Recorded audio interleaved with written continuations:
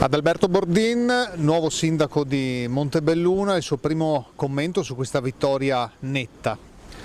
Beh, il primo commento che posso fare è wow, nel senso che sicuramente c'era un'atmosfera positiva, si sentiva già nell'aria, ovviamente poi siamo dovuti arrivare alla prova dei fatti, quindi al voto. Direi che possiamo ritenerci totalmente soddisfatti dal risultato.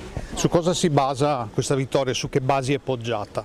La vittoria si basa su 10 anni di amministrazione, un'amministrazione lungimirante, un'amministrazione coesa e responsabile che ha portato avanti degli enormi progetti per la nostra città, basti pensare al sottopasso e tutte le strutture di edilizia scolastica che abbiamo messo a norma in questi anni.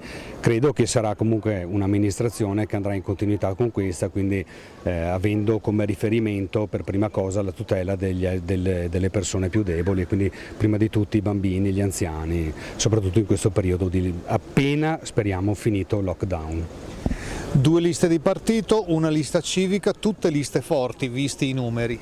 Direi proprio di sì, visto la lista Lega siamo sul 30 circa, la lista civica siamo sul 20, sempre di risultati parziali, gli amici di Fratelli d'Italia sono al 20-19, quindi direi veramente delle gran belle liste. Io continuo a dire che ci sono 72 persone che sono assolutamente tutte competenti e tutte che hanno voglia di mettersi in gioco per amministrare bene. Ecco, da qui credo anche questo buon risultato.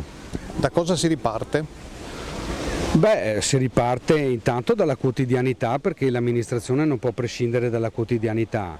Abbiamo alcuni progetti in cantiere che stiamo portando avanti ancora dall'amministrazione che ci sta lasciando il testimone, cioè sempre la nostra, e quindi contemperiamo sia i grandi progetti per Montebelluna che con il rapporto umano verso i cittadini. Loreno Miotto, il candidato del centro-sinistra a Montebelluna, il suo commento a caldo su questo risultato netto a favore di Bordin.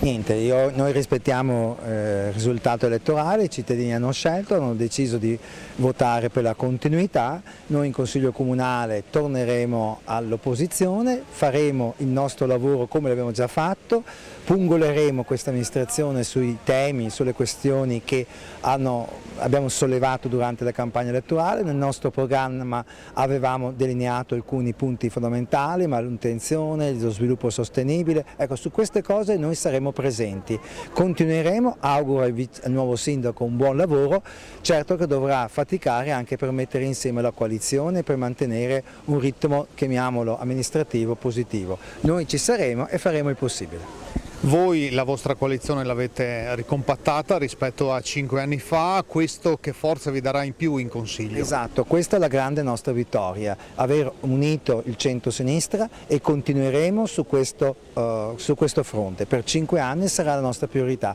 mantenere unità tra di noi, lavorare sul territorio e preparare una nuova classe dirigente che fra 5 anni possa davvero essere l'alternativa a questa città. Un commento finale sull'affluenza che anche qui è calata. Questo è un grave problema, sicuramente ci saranno delle motivazioni profonde.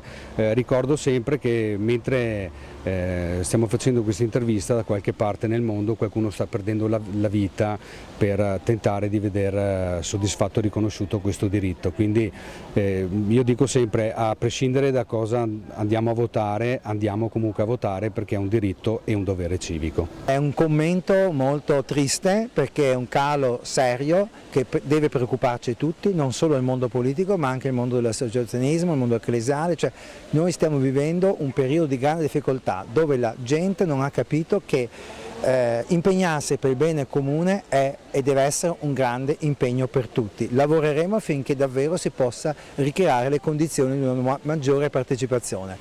Montebelluna non è la sola, è un tema fondamentale di tutto il nord-est, nel nostro soprattutto Veneto, e questo ci deve far riflettere. Dobbiamo un po' tirarci sulle mani sul piano culturale, sul piano etico, su tante altre realtà.